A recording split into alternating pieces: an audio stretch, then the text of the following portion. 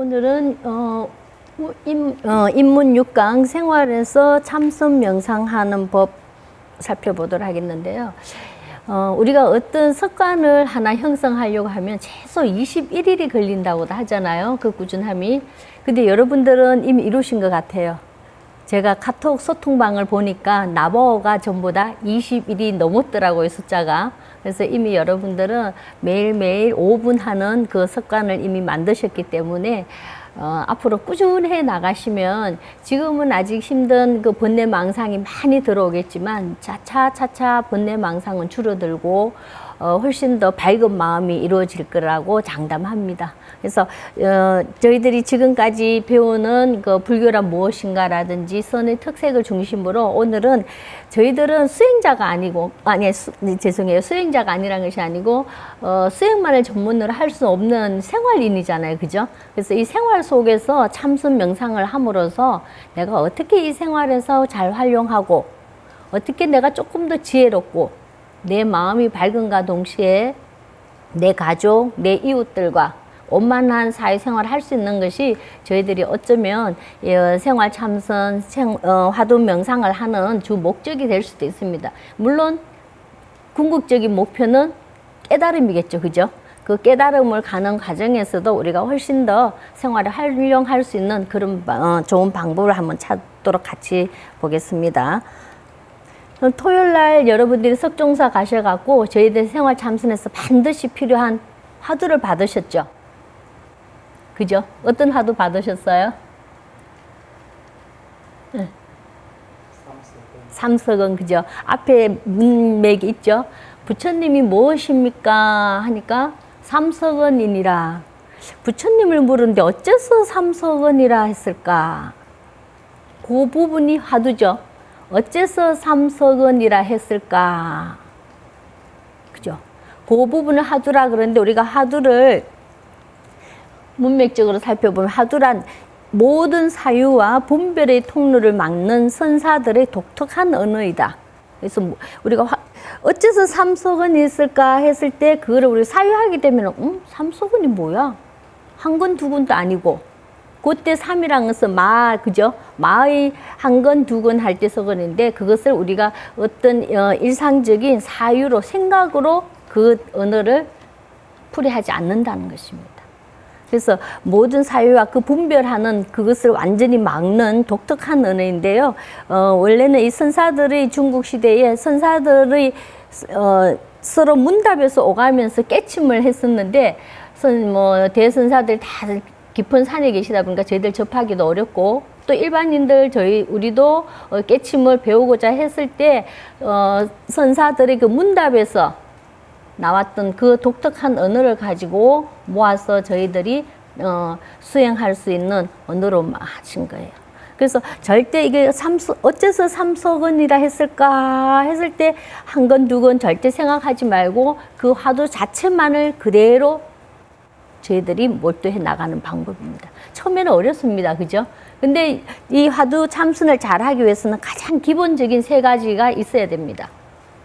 제일 중요한 것이 정견을 세우는 것입니다. 이때 정견은 어떤 정견이냐 하면 중도 정견을 세우는 것입니다. 여러분 중도 몇 시간 동안 많이 들으셨죠? 이미? 중도가 무엇입니까? 네, 그죠? 저희들 일단은 이 중도라는 단어를 지금은 가슴으로 와닿지 않겠지만 머리로라도 이론으로라도 충분히 이 단어를 외우십시오. 처음에는 중도. 양극단에 치우치지 않고 가운데도 집착하지 않는 것. 그죠? 그 중도라는 것이 몇 번 교수님께서도 계속 말씀하시겠지만 이 중도라는 원리를 모르시면 여러분들이 화두하기도 굉장히 힘듭니다.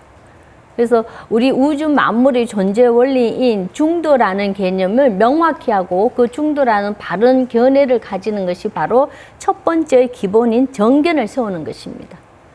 그러면 보통 사람들이 선 공부하는데 이런 공부가 왜 필요하냐라고도 의문할 수 있죠. 그죠? 근데 여러분들 생각해 보세요. 저희들이 심지어 조그만한 놀이공원에 가더라도 들어가는 입구에 뭐가 있어요? 이렇게 안내 팜플렛이 있죠. 그죠? 그래서 그 팜플렛을 들고 이 길로 가면은 뭐가 있고 이 길로 가면 뭐가 있고 이렇게 안내서가 있습니다. 그래서 저희들이 화두 잡는 입장에서도 처음에는 어떻게 해야 돼, 화두가 뭔지도 알아야 되고 하기 때문에 이 중도 정견의 이론을 확립하는 것이 화두를 잘 할 수 있는 첫 번째의 기본 조건일 거예요. 두 번째는 우리가 신심을 가져야 되는데, 이때 신심이라는 것은 우리가 보통 절에서 기도해서 하는 그런 단순한 믿음이 아닌 부처님의 깨달음 세계와 자기 자신을 믿는, 확실하게 믿는 그 믿음입니다. 그렇다면 그 부처님의 깨달음 세계가 바로 뭐라는 것이죠? 선의 입장에서는 내 이대로 본래 부처, 굉장히 중요한 것입니다. 그래서 내 원래 이대로 본래 부처라는 그 신심을 꼭 가지셔야 됩니다. 중생이라는 생각 지금부터 가지시면 안 됩니다. 내가 누구다? 본래 부처. 그런 정견과 신심이 확립되고 나면 화두로 단박 깨쳐서 내가 부처로 살겠다는 그 마음을 내는 것을 우리는 발보리심 또는 발심이라고 하죠. 그래서 저희들이 화두 참선을 잘하기 위해서는 중도 정견을 확실히 익히시고, 내가 본래 부처라는 이 신심을 굳게 가지시고 해서 화두 창구를 해서 나도 부처가 되겠다는 이 발심을 내는 것이 여러분들이 앞으로 화두를 해 나가는데 굉장한 도움이 줄 겁니다. 그래서 요 세 가지를 항상 기본으로 명심하시고 화두를 해 보시는데요. 화두가 잘 안 되는 것이 사실입니다. 그죠? 이 화두가 잘 되고 이 깨달음이 쉽다면 우리 주변에도 많은 벌써 도인들이 나오셔야겠죠. 그죠? 하지만 불교의 궁극적인 목표인 깨달음을 향해 가지만 그 가는 과정이 다양합니다. 사실은 수행 방법이 여러 가지 있겠지만 저희들은 이 화두라는 단순 명료한 걸 가지고 창구해 나감으로써 내가 부처라는 그 믿음을 꼭 가지시고, 앞으로는 나바와 하실 때 지금까지는 단순 명상을 하셨다면 화두를 받으셨기 때문에 앞으로는 나바와 하실 때 화두 받으신 거를 얹어서 하시면 돼요. 근데 제 경험을 보면요, 저희가 이제 화두를 할 때 자기만의 어떤 루틴이 조금 필요해요. 그게 뭔 얘기냐 하면, 예를 들어서 골프 선수들도 보면은 자기만의 루틴이 있잖아요. 어떤 분은 연습을 하고 하시는 분 있고, 아니면은 뭐 들어가자 이렇게 치시는 분 있는 것처럼, 한 예로 저는 이런 루틴을 갖고 있습니다. 제가 하는 화두, 오늘은 전체적으로 생활에서 하는 참선 방법이니까 그런 설명을 좀 드리면, 저는 아침에 일어났을 때 먼저 일단 기본적인 입을 깨끗하게 한 다음 자리에 들어와서 삼배를 합니다. 제만의 기도 공간이 조금 있으면 그 삼배를 하는 것은 물론 상기라는 그런 의미로 부처님 가르침, 그 스님들한테 제가 공경하는 마음도 있지만 내 스스로 마음을 다잡는 의미에서 삼배를 합니다. 그런 다음 화두를 시작할 때 바로 화두를 하지 않고 심호흡을 한 2번, 3번 합니다. 마음 자세를 갖기 위해서 쭉 앉아서 깊은 호흡을 하고, 그 다음에 화두를 들어갈 때 딱 시작하는 첫 번째 저는 항상 앞에 문장을 다 합니다. 부처님이 무엇입니까? 했는데 삼석언이라. 어째서 삼석언이라 했을까? 어째서 삼석언이라 했을까 하면서 꾸준히 이제 그대로 들어가는 거죠. 그래서 여러분들이 많은 각자의 자기 루틴이 있을 거예요. 그죠? 그래서 저처럼 하는 분도 계실 거고, 아니면은 각자 앉자마자 바로 화두가 되시는 분도 있고 하실 텐데요. 어쨌든 저는 실천반에 갔을 때도 마찬가지고, 그래서 저만의 루틴을 지금 만들어서 하고 있으니까 여러분들도 화두를 받았으니까 그 각자의 방법대로. 그래서 화두가 저는 마지막에 끝나면 또 삼배를 합니다. 부처로 살겠다는 마음의 다짐을 하면서 삼배를 하고 이제 일상생활에 돌아가거든요. 그리고 개인적으로는 꾸준히 매일 아침 108 참회는 하고요. 저희들이 모든 수행과 모든 기도의 기본은 저는 그 참회라고 생각합니다. 그래서 그 108참회문은 요즘 다양하게 나와 있어요. 그죠? 많은 스님들 아니면은 처음부터 내려오는 그 108참회문도 있고 하니까 저 개인 생각으로는 매일매일 자신을 돌아볼 수 있는 것이 참회 기도니까 108배 정도는 힘들 때는 못할 수도 있고 시간이 여의치 않을 때도 있지만 그렇게 해도 한 30분 안쪽에 모든 것이 정리가 되기 때문에 그렇게 해서 하루를 시작하면 어떨까 하는 생각으로 제 개인적인 루틴을 말씀드렸고요. 그럼 먼저 저희들이 이 화두 공부에 앞서서 그럼 선의 특징이 무엇인지부터 알아볼 수 될 것 같아요. 부처님의 말씀하신 것을 언어와 문자로 내놓은 것이 교학이라면은 그 부처님의 마음을 나타내고 그 실천이 바로 선이라고 볼 수 있을 겁니다. 그래서 가장 선에 대한 특색을 명확하게 잘 표현해 놓은 것이 여기 보면 잠깐만요. 시타르타 태자가 보리수 아래에서 깨치고 하신 첫 번째 말씀이세요. 같이 한번 읽어볼까요? 기하고 기하구나. 일체 중생이 모두 열애와 같은 지혜 덕상이 있건만 분별망상으로 깨닫지 못하는구나. 부처님께서 깨치시고 첫 번째 설법하신 그 화엄경에 나온 말인데요. 깨쳐보니까 모든 일체 중생이 지혜의 덕상이 있는데 단지 뭐 때문에? 분별망상 때문에 깨닫지 못하는구나 라고 하셨어요. 그래서 이 지혜 덕상을 갖춘 모든 일체 만물은 누가 만드는 것도 아니고 부처님이 안 계셔서 또 마찬가지. 그래서 이것은 인위적인 만드는 것이 아니고 부처님께서 그것을 발견하셨다는 거죠. 그래서 일체 중생이 분별망상 때문에 지혜 덕상이 있는 것을 깨치지 못한다는 것이 선의 가장 특색이고요. 그래서 여기서 보면은 우리가 보통 중생 그런데 중생이라는 개념은 버리시고 내 본래 부처, 선의 입장에서 보면은 나 이대로 본래 부처, 단지 부처의 능력을 발하지 못하는 이유는 분별망상에 가려있기 때문이라는 것이죠. 사실 우리가 생각에 마음작용에 하루에 5만 가지 생각을 한다 그죠? 근데 그 생각을 비운다는 것이 사실은 쉽지 않습니다. 하지만 그 비우기 위해서 저희들이 이렇게 항상 수행을 하고 이렇게 공부하고 있는 것이 아닐까 싶은데요. 여기서 본래 부처인데 분별망상에 가려있다는 요 개념에서 우리가 조금 비유해보면요. 예를 들어서 비가 오는 날이나 구름이 많이 낀 날, 저 하늘에 태양이 있습니까? 없습니까?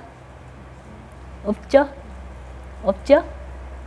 비가 오고 구름이 많이 낀 날 저 하늘은 태양이 있을까요? 없을까요? 그쵸? 처음에는 없다고 우리가 대부분 먼저 말하기 쉽죠. 저 태양은 항상 하늘에 있습니다. 단지 비가 오고 하니까 안 보이고 구름이 끼어서 우리가 못 볼 뿐이죠. 그와 마찬가지라는 것입니다. 저희들 본래 부처인데 번뇌망상, 분별망상에 가려 있다 보니까 내가 중생인 것처럼 보일 뿐이에요. 그죠? 선의 특색인 중생이 아닌 내 본래 부처라는 이 신심을 꼭 가지셔야 됩니다. 그래야만이 화두하는데도 또 여러분들이 참선하는데도 굉장히 힘을 받을 수 있을 겁니다. 근데 제가 한번 얘기한 적도 있는지 모르겠지만 왜 내가 부처인데 부처라고 당당하게 말씀을 못 하시는 이유가 뭘까요? 그죠? 배우기는 배웠어요. 많은 스님들도 얘기하시잖아요. 우리가 부처인데. 근데 왜 스스로가 부처라고 당당하게 말씀 못 하세요? 문자로만 배워서. 문자로만 배워서? 번뇌가 많아서 그렇지 않을까요? 그쵸. 번뇌망상이 많은 것도 있고 또 뭐냐 하면 우리가 부처다운 행을 하지 못하고 있기 때문에 내 스스로가 양심에 걸리잖아요. 내가 부처인데 부처답게 행하면 당당하게 나 부처야. 그죠? 그럴 텐데 내가 항상 탐진치 삼독에 허덕이고 남과 분별 망상 비교하고 자기 자신을 잘 아시잖아요. 그죠? 그러다 보니까 내가 중생 노릇을 하고 있으니 내가 당당하게 부처라고 자신 있게 말씀을 못 하시는 거예요. 그러면 내가 부처라는 것을 당당하게 말씀하시려면 뭘 해야 되겠어요? 그죠? 부처행을 해야 되겠죠. 그것이 저희 선의 특색이고 저희들이 해야 할 바입니다. 저희 다 같이 뭘 하겠다고? 부처행을 합시답니다. 아셨죠? 예. 그 부처행을 하는 것이 여러분들이 이미 많이 익히고 배워왔던 이 세상의 존재 원리를 뭐로 본다는 거? 그쵸? 중도 정견으로 이 세상 만물을 보는 것이 바로 부처행을 하는 겁니다. 그죠? 우주 만물의 존재 원리를 중도로 본다면은 시비할 일이 없어져요. 나, 너가 없잖아요. 내가 너고 너가 내고 부처가 중생이고 또 있다 없다 옳다 그르다 이렇게 이분법적인 세상을 보지 않기 때문에 그 중도 정견으로 우리가 삶을 살아가는 것이 바로 부처로 사는 마음이라는 거 명심하십시오. 네. 그래서 자기가 본래 부처이고 절대적인 존재라는 것을 믿고 상대적인 분별 망상을 비워가는 게 우리 바로 불교 수행입니다. 그래서 내가 누구다? 부처. 오늘부터 점점 분별 망상 버리시고 탐진치 삼독도 내려놓으시고 부처행을 해 나가면서 내 스스로 본래 부처라는 자부심을 가지도록 해보겠습니다. 자,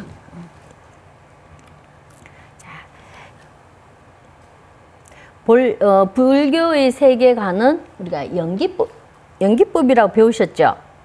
그죠? 연기법이란 것은 뭐예요? 연기.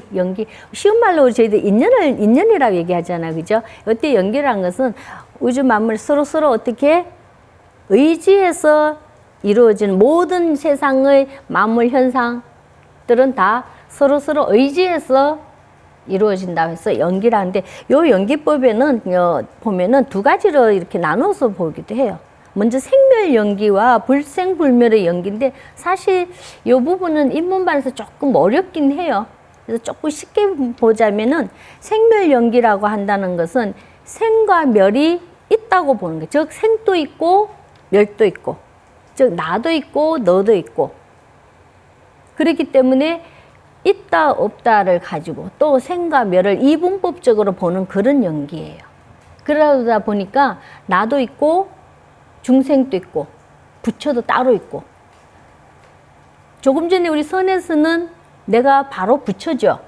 근데 생멸 연기를 보면은 나는 중생이기 때문에 수많은 세월을 닦고 해도 부처는 되지 않고 아라한 정도 간다. 이런 정도의 그 생멸 연기라는 것은 생과 멸 또 나, 너 이렇게 이분법적으로 나누어져 보는 그런 것이고요. 불생불멸 연기관은 이미 여러분들이 계속 알고 계시는 중도 연기로 보시는 거예요. 우리 모든 존재는 자연에서 서로 연기되어 있기 때문에 어느 하나 실체가 없는 것입니다. 그렇기 때문에 나는 것도 없고 멸하는 것도 없고 나 너도 없고 모든 세상 만물은 중도 연기로 존재 원리가 중도 연기라는 그 불생불멸의 연기관으로 보셔야 되는데 이 부분은 여러분들이 앞으로 계속 공부해 나가시다 보면은 확연하게 본인이 생멸 연기관이 아닌 우리 선에서는 불생불멸의 연기관에 대해서 확립할 수 있을 겁니다. 그래서 본래 부처의 입장에서 보셔야 된다는 것. 그래서 중생이란 착각에서 깨어나 부처로 돌아가는 공부가 우리가 하고자 하는 공부인 것입니다. 번뇌 망상에서 벗어나고 내가 중생이라는 이 착각만 벗어난다면 바로 부처라는 것을 깨닫는 그 공부가 우리 참선 공부라고 볼 수 있겠죠. 선은 지금 이대로 완전합니다. 진리로 인정한다는 것. 그래서 여기 중생, 부처 이렇게 상대 분별 세계로 나누는 것은 하나의 착각이고 꿈일 뿐이다. 근데 우리가 잠을 자면서도 꿈을 깨면은 꿈과 현실이 혼돈할 때도 있죠. 그죠? 밤에 꿈꾸는데 이 꿈이었네? 근데 우리가 중생이라고 생각하는 이 자체도 꿈이라는 것이죠. 그래서 중생이라는 그 꿈에서 깨어나게 되면 바로 우리는 본래 현실, 본래 부처의 그곳으로 회복된다는 것은 바로 이 선의 특징이라는 데서 꼭 명심하시기 바랍니다. 내 이대로 완전한 본래 부처라는 그 생각, 입장을 꼭 지키셔야 됩니다. 그러면 오늘 저희들이 선의 특색에서 꼭 지켜야 될 것이 중도 연기관과 내 이대로 본래 부처라는 거. 그 두 가지 명심하시면서 그렇다면 저희들이 화두 공부를 어떻게 해야 되는지 몸과 마음 관리에 대해서 하나씩 찾아보겠습니다. 먼저 이 화두를 하려면 육체나 마음이나 다 좀 조복돼야 되는데 육체를 저희들 건강해야 되겠죠. 그죠? 사실 화두 하려면 체력이 조금 돼야 됩니다.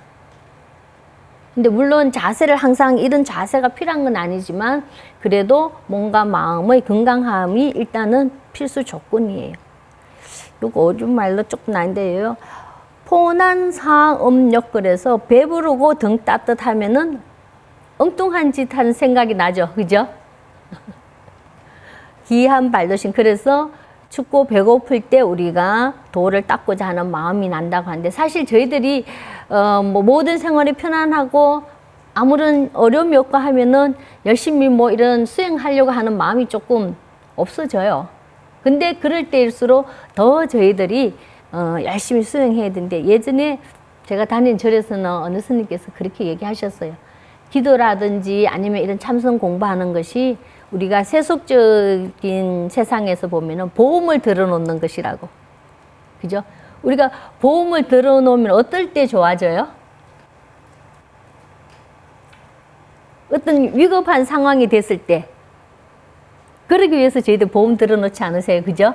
그래서 내가 지금 생활이 안락하고 편안하고 좋을 때라도 이렇게 수행하고 또 기도해놓고 하면 내가 정말 어떤 역경계가 왔을 때라든지 내가 힘들 때 내가 그동안 쌓아놓은 이 보험이 굉장히 유용할 것입니다. 그래서 꼭 배부르고 등 따셔서 아무것도 안 한다, 다른 삿된 사견에 빠지지 마시고 항상 꾸준히 해 나간다는 거 명심하시고요. 그럼 이 육체와 마음이 건강하려면은 음식 조절도 하셔야 되고 또 너무 좋은 음식, 과식 이런 것도 화두하는 데는 조금 방해가 됩니다. 또 잠도 조절을 하셔야 되는데요. 적당한 수면, 휴식, 운동도 필요한데 물론 저희들이 예를 들어서 이번에도 철회하셨나요? 안 하셨죠? 예. 어떤 데 보면은 수련 가서 집중 수련할 때는 철야도 하기도 해요. 그렇지만 어느 정도 이제 나이가 드신 분들은 철회하기도 힘들거든요. 그렇지 않을 경우에는 항상 잠도 적당한 수면이 있어야만이 또 화두를 할 때 또렷또렷한 의식으로 할 수 있을 겁니다. 그래서 저희들이 화두 공부인으로서는 음식 조절이라든지 잠 조절 이런 것도 해서 몸과 마음 관리를 잘 하면서 해 나가는 것도 필요합니다. 근데 저희들이 이렇게 화두를 하다 보면은 다음과 같은 이런 경계들이 나타나기도 해요. 첫 번째 뭐가 있냐면은 혼침과 도고라는 것이 나타나는데요. 이 혼침이라는 것은 마음이 혼미해서 몽롱한 상태, 마음이 이렇게 아무 생각이 없어지네. 그러다 보면은 뭐가 오느냐면은 졸음이 오게 돼요. 그죠? 화두도 없고 그냥 멍하니 앉아 있는 것처럼 해서 마음에 혼미한 그 상태인데 우리가 졸음이 오는 경우예요. 그러면 이때 대처하는 방법은 조금 전에 말씀드린 것처럼 저희들도 이렇게 실천을 하다 보면은 졸릴 때도 있어요. 그때는 안 되는 거 억지로 하려고 애쓰는 것보다는 살짝 5분이라도 눈을 감아서 조금 다시 마음을 정리하고 다시 하는 방법도 있고요. 평소에 항상 하는데 오늘은 몸이 좀 피곤할 때도 있잖아요. 그럴 때는 약간의 수면을 한 다음에 다시 화두를 잡으셔야 또렷또렷하지 화두를 잡는 것도 아니고 조는 것도 아니고 어떤 분들은 1시간 내내 졸다가 마치는 분도 계세요. 그렇기 때문에 약간의 졸음이 오는 것은 중지를 하시고 다시 회복을 한 다음에 하는 것이 필요하다는 거. 그래서 마음이 흔들리고 졸음이 오는 것으로는 혼침이라는 것이 나타날 때도 있고요. 그다음에 도고라는 것은 마음이 들뜬 상태, 즉 쉽게 보면 번뇌망상이 죽 끓듯이 계속 끓는 상태를 우리는 도고라고 얘기해요. 근데 저희들 처음 화도할 때는 뭐 하루에도 5만 가지 하다가 갑자기 참선 화도한다고 된다고 말씀하시는 건 그것은 아닙니다. 그죠? 그렇기 때문에 번뇌망상이 많이 떠오를 때는 대처하는 방법은 우리가 정견을 다시 한번 챙겨보는 것이에요. 그게 끄달려 가시지 말고 딱 멈추시고 중도 정견의 마음을 한 번 더 다잡고 앉으셔야 된다는 거. 그래서 이 혼침과 도고는 사실 저희 생활인들이 화도할 때 많이 나타나는 현상입니다. 나만 그런 게 아니고 누구나 다 그럴 수 있다는 것을 조금 인정하시고 들어가시면 그것이 큰 부담이 안 될 거예요. 그래서 말씀드린 것처럼 졸음이 많이 올 때는 오히려 멈추어서 조금 휴식을 한 다음에 다시 또렷한 의식으로 화두를 잡는다거나 번뇌망상이 많이 일어나면 중도 정견으로 다시 돌아가는 마음을 돌이킨 다음에 화두를 다시 잡으셔야 된다는 거예요. 그 다음에 어떤 현상이 일어났냐 하면은 멍이라고 하는데요. 아무 생각 없이 그냥 고요한 상태를 맞이하는 분들도 계세요. 무기라고 하는데요. 어떤 분들은 이 고요하다 보니까 내가 화두가 잘 되고 있구나 하는 생각에 착각에 빠질 때도 있습니다. 우리가 화두 창구함에 있어서는 화두가 또렷하게 떠 있지 않는 상태는 모든 것이 다 사견에 불과합니다. 그러니까 아무 생각 없이 내 마음이 너무 고요하다고 그것이 화두가 잘 되고 있다고 생각하는 것은 절대 오해라는 걸 꼭 말씀드리겠습니다. 그래서 항상 이 화두는 또렷하게, 그러니까 동시에 마음의 평온, 그것을 우리가 적적성성이라고 하거든요. 적적이라는 것은 마음이 고요한 상태고, 성성은 화두가 또렷하게 잡혀 있다는 거. 그 다음 네 번째로 상기가 일어난다고도 하는데요. 이 상기라는 것은 우리가 화두를 이렇게 하다 보면 하려고 하는 용심을 내요. 뭘 꼭 해야 되겠다고 하다 보면 우리 몸에 있는 열이 머리로 올라가는 경우를 상기라고 한답니다. 많은 책에도 나와 있지만 예전에 이제 스님들께서는 이 화두로 깨달음을 해보겠다고 하셔갖고 용을 쓰다 보니까 머리로 피가 올라가기도 하셨답니다. 근데 요즘은 이제 그것이 굉장히 위험하고 하다는 걸 아시기 때문에 대처 방법도 나오고 또 그렇게까지 용 쓰시는 분도 많지 않으신 것 같고요. 여기 대처 방법은 앉아서 용만 쓰지 마시고 일정한 시간 한 다음에 저희들도 한다는 이거 포행을 한다든지 조금 해서 올라간 열을 다시 내리고 하셔야 된다는 거. 그렇지만 50분, 1시간, 2시간 이렇게 정말 성성적적하게 쭉 순일하게 간다면 이 상기는 이르지 않을 거라고 저는 봅니다.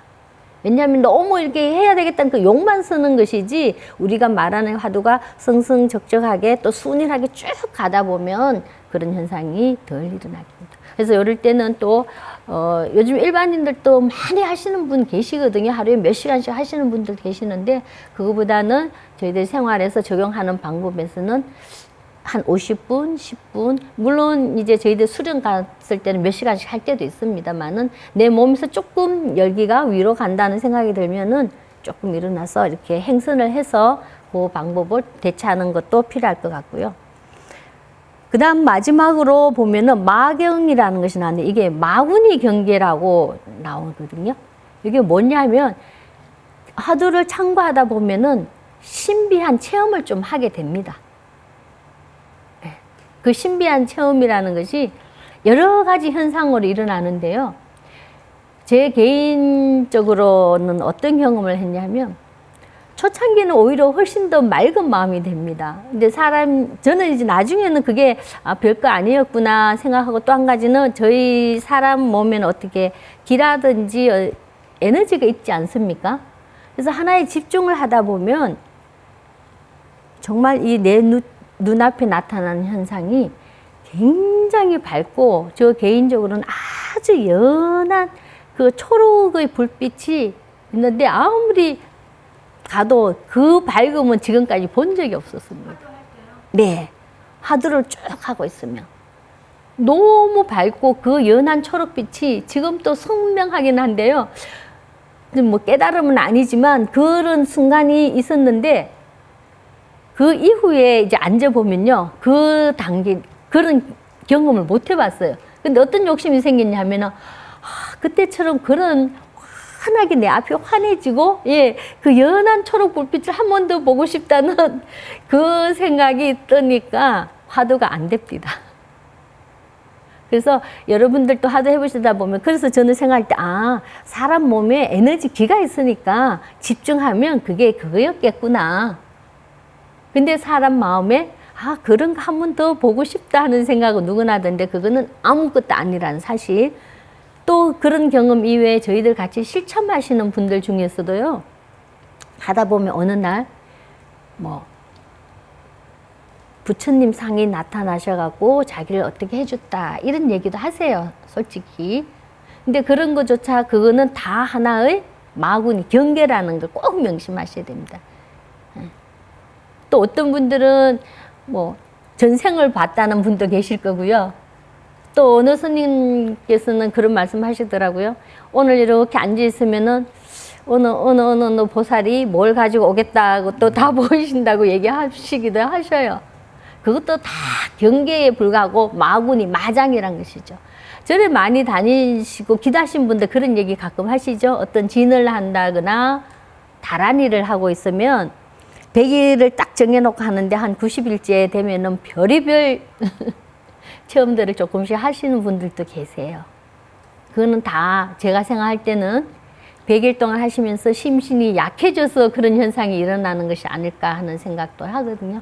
그래서 절대 저희들이 화두 참고할 때는 화두가 뚜렷뚜렷하게 있으면서 그것이 순일하게 가지 않는 이상은 전부 다가 경계라는 것을 명심했으면 좋겠습니다. 그래서 이제 앞에 나는 혼침이라든지 도구라든지 이런 아무 생각 없이 그냥 고요해지는 이런 마음들은 화두하시면 누구나 다 겪을 수 있는 현상이라는 것을 받아들이시면 좋겠어요. 그래야만이 화두를 계속 지속하지. 어떤 잘 이해가 안 돼, 공부가 안 되신 분들 보면은 누가 이런 체험했다, 이런 체험했다 하면 나는 왜 안 되지? 나는 왜 화두가 또렷또렷하게 안 되고 나만 안 되나? 이러다 보면 어느 날 나는 이게 안 맞나 보다 하고 태골심 내기도 쉽거든요. 절대 그거는 아니라는 거. 그냥 내가 화두를 가지고 용 쓰지 말고 꾸준히 매일 일정한 시간에 해 나간다는 것이 굉장히 중요하다는 것을 꼭 말씀드리겠습니다. 그래서 대처법은 항상 말씀드렸지만 중도 정견을 세우고 순일하게 드는 것이 가장 좋은 방법입니다. 그러면 우리가 일상에서 화두 드는 방법을 한 번 더 보면요. 일상생활 속의 화두 참관은 생활과 수행이 일치해야 된다는 것이 굉장히 중요합니다.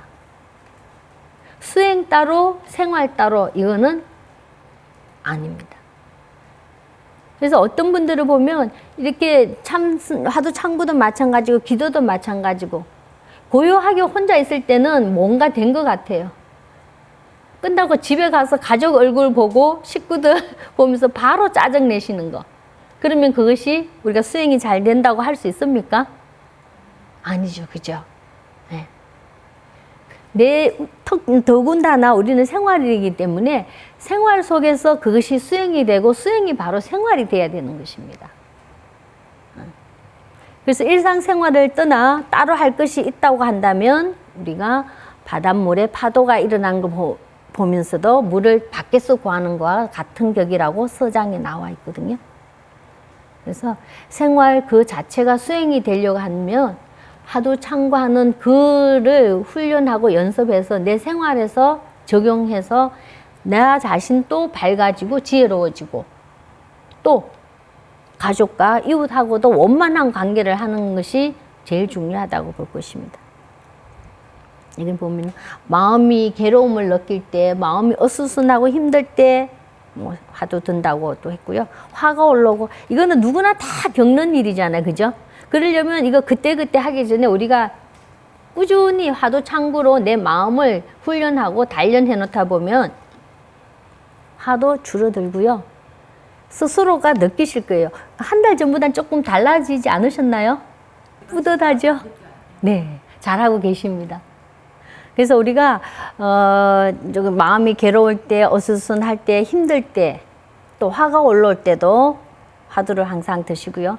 또 나태하거나 무료해질 때, 또 삶이 무상하거나 무의미할 때, 이때 보면은 가끔 어떤 분들은 혼자서 너무 하시려고 하는데, 물론 혼자 할 때도 필요하지만 도반이라는 것이 왜 중요하면 저희들이 같이 하는 이 힘도 필요하거든요.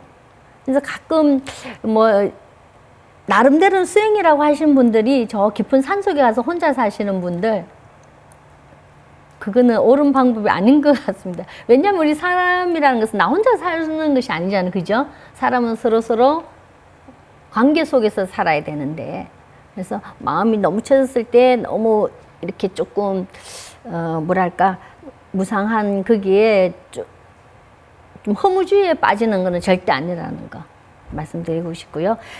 우리가 지금 하고 있는 생활에는 하루 5분 규칙적으로 매일매일 하도 참선해 나가는 이거 나바오 운동을 하는데요. 우리가 자기들이 좋아하는 어떤 노래를 한번 상상해 보세요. 노래 좋아하시는 분들은 어떤 한 노래를 계속 흥얼거리잖아요. 그죠?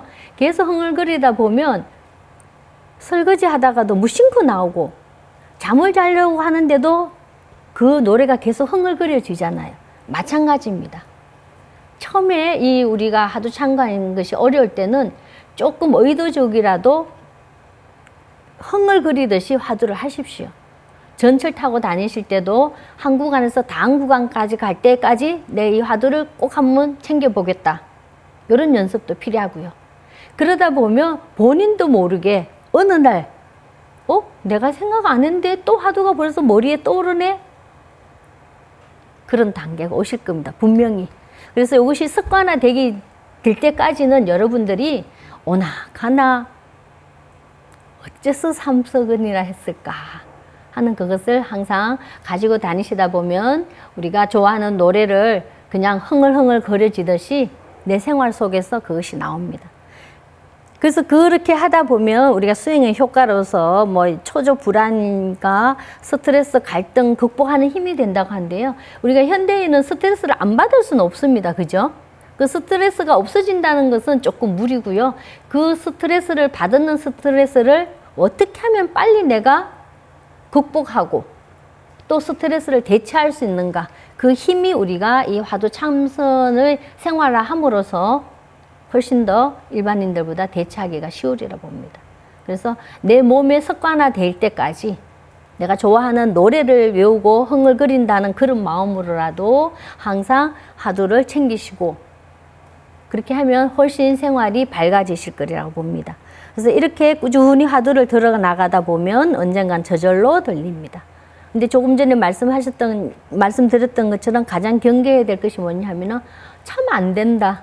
화두가 왜 이렇게 안 돼? 그런 단계가 올 거거든요. 화두가 잘 안 되는 것은 당연한 일입니다. 우리가 그동안 번뇌망상에 또 난과 분별망상 비교하는 그 심리가 있었기 때문에 그것을 버리는 것은 쉽지 않지만 하루 나바오로 계속 하다 보면 어느 날 문득 번뇌망상은 점점 줄어들고 그 대신 내 생활, 마음이 훨씬 더 밝아지면서 뭔가 달라지는 스스로를 느끼실 거예요. 그래서 그래 될 때까지 포기하지 않는다면 반드시 성취할 수 있다는 것을 꼭 말씀드리겠습니다. 그렇다면 저희들이 불교에서 깨달음이 궁극적인 목표인데요. 이런 우리가 화두 창구를 해서 그걸 타파했을 때 깨달음이 왔다고 얘기를 하거든요. 그렇다면 그 깨치면 어떤 세계가 전개되는가? 즉 깨달음 변성이란 무엇인가 보겠습니다. 본래 부처인 자기 성품을 보았다는 뜻입니다. 그죠? 우리가 깨달았다, 견성했다는 것이 그러면 과연 깨달았다, 견성이라는 것이 그게 뭐라는 말인가 했을 때 내 원래 부처인 이 자기 성품을 보았다는 것이 바로 깨달음이고 견성인 것입니다.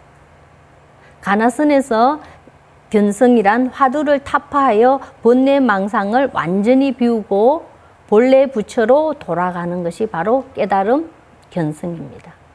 그래서 우리가 화두 참고하는 궁극적인 목표도 이 견성에 도달하기 위한 것이죠. 그럼 이렇게 깨달음을 이룩하신 분들의 경지는 어떤가? 확철대오하면 가슴 속에 환히 밝음이 마치 백천 해와 달 같아서 세상을 한 생각에 밝게 요달하며 가는 틀끝만큼의 다른 생각도 없으니 비로소 구경과 상응하게 된다. 서장에 이렇게 깨달은 분의 경지를 나타내고 있습니다.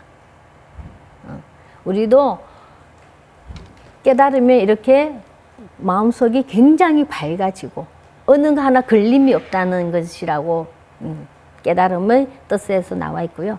그러면 이런 깨달음은 무엇이고 어떤 세계가 전개되는가? 견성한 이의 생활을 보면요. 어디에도 끄달리지 않고 양변을 초월한다. 양변을 초월한다는 그 자체가 바로 뭐라고 했죠? 중도죠. 또 견성한 이는 매일매일 좋은 날 생사윤회를 초탈해서 자유자재가 된다는 것. 영원한 대자유인이고요. 친소가 없고 시비가 없고 자주적이고 능동적인 자세가 된다는 것. 그러니까 결국은 어떤 이분법적인 사고가 없어지는 거죠. 그죠? 네. 분별, 망상 이런 세계가 아닌 정말 티끌만한 먼지 조각 하나 없는 그런 깨끗한 마음이 전개되는 것이 견성한 이의 생활이 되겠죠. 모든 것을 평등하게 보면서 일체의 대립과 투쟁이 없는 것입니다. 근데 이렇게 되긴 참 쉽지 않을 것 같다. 그죠? 그렇다고 깨달음만 마냥 내가 그럼 깨달음이 안 됐으면 이건 아무것도 아니지 않냐? 그것이 아니고요. 이 깨닫지 못했지만 우리가 하도 공부함으로써 어떤 이득이 있느냐 하면 같이 한번 볼까요? 번뇌 망상이 줄어든다. 이미 조금씩 경험하고 계시죠? 또 명상이 가벼워지고 역순계를 맞았을 때 지혜롭게 대처한다. 예전 같으면 저희들이 누가 빨끈하면 바로 빨끈하는데 지금은 한 타임 조금 물러설 수 있는 마음이 생기시죠? 그만큼 여러분들도 이미 마음의 근육이 단단해져 가고 있다는 것을 경험하실 거예요. 네. 네, 맞습니다. 그것이 사실이고요. 저도 마찬가지예요. 저희는 사적인 얘기를 조금 하게 되면 저희 집 거사님도 4년 가까이 이 공부를 같이 했었습니다. 그러면 예전에 이제 코로나 전에는 오프라인 수업을 했기 때문에 같이 수업을 듣고 돌아갈 때 같이 이렇게 법에 대해서도 얘기하고 하거든요. 근데 가정생활에서 이게 서로 다툼이 없을 수는 없잖아요. 그럼 둘이가 다투다가도 같이 쳐다보면서 중도 전경 공부하는 사람이 이래도 돼? 서로 그러면은 그냥 거기서 그냥 끝나버리더라고요. 근데 생각해 보세요. 예를 들어서 저 미국의 어떤 분이 뭐 굉장히 부자다. 아무런 마음의 동요가 없죠. 근데 가까이 있는 내 친구가 이번에 뭐 굉장히 큰 어떤 돈이 생겼더라 하면 어때요? 조금 마음이 흔들리지 않으신가요? 저만 그런가요? 그죠? 그와 마찬가지로 가장 위로받아야 되고 가장 가까이서 사랑을 서로 느껴야 되는 그런 가족이 사실은 가장 많이 상처를 받습니다. 그거는 어쩔 수 없는 것인데요. 그렇지만 누가 바뀌어야 되겠습니까? 그죠? 내가 바뀌면 됩니다. 상대 바꾸려고 하면 힘들어요. 힘듭니다. 저는 그래서 요즘 많이 경험해 보거든요.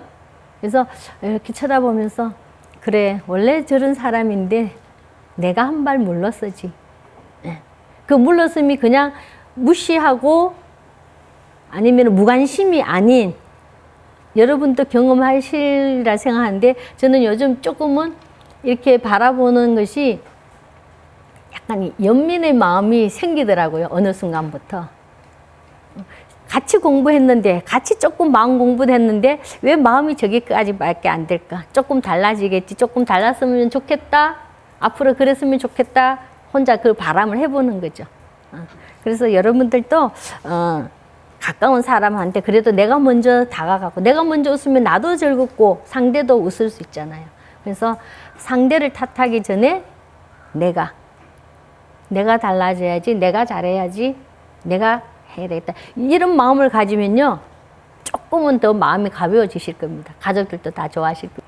그래서 우리가 이렇게 공부를 해서 깨치지는 못하지만 이런 좋은 체험가 있고 내 생활이 이렇게 바뀌어 나간다는 거. 그래서 마음이 안정이 되고 평화로워지고 또한 명상을 하게 되면은 집중력도 정진되고 통찰력도 생기게 되고요. 또 갈등 대립이 극복되고 또 화와 욕심이 줄어들게 되고 저희들이 일단 해보면은 욕심도 줄어들게 되고요. 정말 그냥 주위의 모든 게 감사하다는 마음이 생기게 될 겁니다. 화는 당연히 줄어들죠. 그죠? 제가 항상 이렇게 마음을 차분하게 하는 그런 연습과 또 화두의 그 효능을 우리가 체험해 보기 때문에 화는 줄어들고 마찬가지 욕심도 줄어든다는 거. 그래서 내 생활이 주체적이고 당당한 삶의 자세가 된다는 거. 그래서 견성을 못했다고 포기할 것이 아니라 이 좋은 견성까지 못 가더라도 공부학원 이 과정에서 내가 이렇게 변해가는 이 좋은 점이 있다는 것을 아시고 꾸준히 해 나가는 것이 필요할 겁니다. 원래는 저희들이 어떻게 보면 선지식한테 가서 저희가 이제 화두를 받아오잖아요. 그죠? 화두를 받고 내가 화두 창구를 하다가 그 주시던 선지식한테 가서 점검을 받기는 해야 돼요. 근데 지금 현실적으로 그게 어렵거든요. 그래서 여기서 스스로 점검하는 방법을 서산 스님께서는 어떤 방법을 제시해 주셨고 그 다음 쪽에서는 우리 스스로가 내가 지금 화두 창구를 하고 있으면서 점검해 볼 수 있는 방법을 몇 가지 안내해 드릴게요. 화두 공부 점검법, 스스로 점검하는 법으로서는 서산 스님께서 성가기감에 다음과 같은 점검법을 제시해 놓으셨어요. 4가지 요소로 이루어진 더러운 사대가 순간순간 썩어가고 있는가를 알고 있는가. 여기 뭔 얘기냐 하면은 저희들이 이 몸이라는 것이 물질로 이루어져 있는데 그 물질의 근본 물질이 지수화풍이라는 이 4대예요. 그래서 그 4대가 이 지수화풍으로 이루어진 이 몸뚱이가 깨끗하지 않다는 것을 내가 알고 있는가. 그대로 변하지 않는 게 아니죠. 물질이라는 것은 변하는 특징을 가진 것이 우리 물질이라는데 변해가잖아요. 썩어가잖아요. 그죠? 그래서 이 몸이 그대로 계속 유지하고 있다고 집착하는 것은 아니라는 것입니다. 그래서 4가지 요소인 몸이 더러운 4대가 썩어가고 있다는 사실을 알고 있는가? 사람의 목숨이 숨 한 번에 달린 것을 알고 있는가? 이건 다 경험해 보시잖아요. 그죠? 내가 숨을 들이쉬었다가 내쉬고 한데 그 과정에서 어느 한순간 멈추었을 때는 어떻게 된다는 것. 절에 있는 사람들과 쓸데없는 잡담이나 하며 지내지 않는가. 스스로 점검 방법이에요. 내가 하도 공부가 잘하고 있나 살펴보는 거거든요. 그 다음 4번째는 분주하게 시비나 일 삼고 있지 않는가. 또 화두가 어느 때이든 또렷또렷하게 매하지 않는가. 남과 이야기하고 있을 때에도 화두가 끊임없이 되는가. 쉽지 않습니다. 다음으로 보고 듣고 알아차릴 때도 한결같은가. 모든 경계에도 마음이 움직이지 않는가. 이 몸을 이 생에 못 건지면 다시 어느 생을 기다릴 것인가. 서산 스님께서는 이렇게 성가기감의 화두 공부의 점검법을 제시해 놓으셨고요. 요 와닿는 것보다는 다음 페이지에서 저희들이 우리 스스로가 점검하는 방법을 정리해 봤습니다. 첫 번째는 뭐냐 하면 화두가 내가 잘 되고 있나 살펴보는 것이 내가 양변을 떠나서 생활하고 있는가. 그죠? 요 양변을 떠나서 생활하고 있는가에서 저는 조금 더 구체적으로 안내해 드리고자 한다면은 저희 불교에서 버려야 될 삼독심이 뭐예요? 탐, 진, 치잖아요. 그죠? 그래서 본인이 매일매일 생활을 해보시고 하루를 반성할 때 생각해 보십시오. 내가 오늘 또 탐심과 진심과 어리석음을 어느 정도 버리면서 살았는가. 그것이 내 화두 공부를 잘하고 있는가 하는 점검법입니다. 또 수행과 삶이 일치하고 있는가. 좀 전에도 말씀드렸지만 수행이 그대로 삶이 되고 생활이 그대로 수행이 되어야 됩니다. 화두 참고할 때는 고요하고 또 화두가 잘 되는데 집에 식구만 쳐다보면 화가 먼저 일어난다. 그러면 아직 내가 공부가 덜 돼가는 것이죠. 내 수행이 삶이 그대로 녹아나려고 하면요. 여러분들이 어느 정도 시간이 지나서 갔을 때 가족들이 우리 엄마가 좀 변했네. 내 와이프가 내 남편이 변했네. 또 주위의 친구들이 뭔가 여유 있어 보이고 뭔가 밝아 보이고 항상 긍정적인 에너지를 내보인다는 그런 말을 들었을 때 여러분들은 생활이 그대로 수행으로 잘하고 계시는 겁니다. 그거를 점검해 보셔야 되는 것이 되겠죠. 다음으로는 눈을 뜨자마자 화두를 챙겼는가. 그것이 조금 전에 말씀드렸던 것처럼 노래가 그냥 흥얼흥얼 나오듯이 그래서 내가 눈을 뜨거나 잠자리에 누웠는데 화두가 머릿속에서 맴돌아요. 그죠? 하루 5분 이상 화두를 참고하였는가. 요거는 잘 실천하고 계시죠? 네. 나바오 운동 절대 포기하지 마시고 꾸준히 하시다 보면 어느 날 변화를 느끼실 겁니다. 다음으로는 역경계를 당하여 화를 내지 않았는가. 차츰차츰 변하는 스스로의 모습을 발견하시기를 기대하겠습니다. 여기 다시 나오네요. 탐진치 삼독을 조복하고 있는가. 그 다음 네 번째, 번뇌가 본래 없다고 늘 생각하고 있는가. 번뇌 즉 보리. 그죠? 번뇌 따로 보리 따로 부처 따로 중생 따로 이렇게 이원적인 것이 아닌 모두가 하나라는 것을 생각하셔갖고 번뇌가 본래 없다는 것을 알게 되면 우리가 거기에 끄달리지 않습니다. 맡은 바 직분을 다 하였는가. 요거는 우리가 직장에서는 직장인답게 집에서는 각자의 역할에서 맡은 바 직분을 다 하였는가. 마지막으로 보리심과 자비심이 향상되고 있는가. 보리심이 즉 지혜고 반야죠.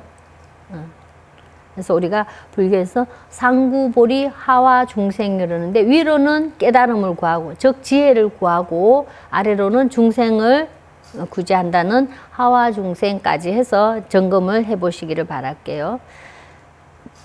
나의 허물을 보고 일상에서 참회하는가. 하고 계시나요? 쉽진 않지만 저희들이 여기 나와 있는 하도 공부법을 저는 개인적으로 봤을 때 하나 정도 프린트해서 자기의 공간에 한번 붙여놓고 체크해 보세요. 좋은 스스로의 점검법이 되리라 봅니다. 100일이면 100일. 뭐 처음에는 힘들죠. 항상 제가 말씀드리지만 어떤 습관이 하나 바뀌려면 그 꾸준함이 21일이 되어야 됩니다. 그래서 21일 동안 이렇게 표를 만들어 놓고 한 번씩 체크해 보십시오. 많은 발전이 있으리라 봅니다. 마지막으로 삼보호지와 공양의 마음이 항상 하는가. 이때 우리가 삼보라면은 뭐 불법성이라고도 하는데 그거는 저는 볼 때 외형적이고요. 항상 스스로의 마음에서 삼보를 지켜 나가는 것. 저 부처님에 대한 공경. 그 부처님은 우리가 형상으로 나와 있던 부처가 아니죠. 그죠? 뭐예요? 내 스스로 본래 부처라는 그 부처의 마음으로. 또 부처님의 가르침인 중도 연기, 중도 정견을 세우는 것도 가르침. 그러니까 불법성 했을 때 단순히 우리가 보고 있는 스님만이 아닌 내 스스로가 부처님의 떳떳한 제자로 살아가고 있는가. 그런 마음으로 삼보를 보시면 조금 더 좋으리라 봅니다. 공양의 마음은 항상 하는가. 이때 내 이웃과 함께 해 나가느냐. 그래서 여기 보니까 저기 화두 공부 점검법이 굉장히 잘 정리되어 있죠. 그죠? 그래서 요를 하나하나 정리해 보시고요. 나바 운동하면서 화두 창구를 꾸준히 해 나가시다 보면 여러분들이 어떤 경계가 오더라도 그것을 현명하고 지혜롭게 넘길 수 있는 그런 좋은 지혜가 점점 더 발현될 것입니다. 마지막으로 나바오로 나를 바꾸는 하루 5분 명상으로 매일매일 밝은 날 되시기를 기대하고요. 말씀드리지만 절대 화두 하는 것이 쉽지만 않습니다. 그렇지만 포기하지 마시고 그렇게 하다 보면 어느 날 번뇌망상은 점점 줄어들어서 우리가 익숙했던 번뇌망상은 조금 사라지고 그죠? 오히려 밝은 마음으로 점점 갈 수 있다는 것을 확신해 드리겠습니다. 네, 오늘 공부는 여기까지 마치고요. 감사합니다.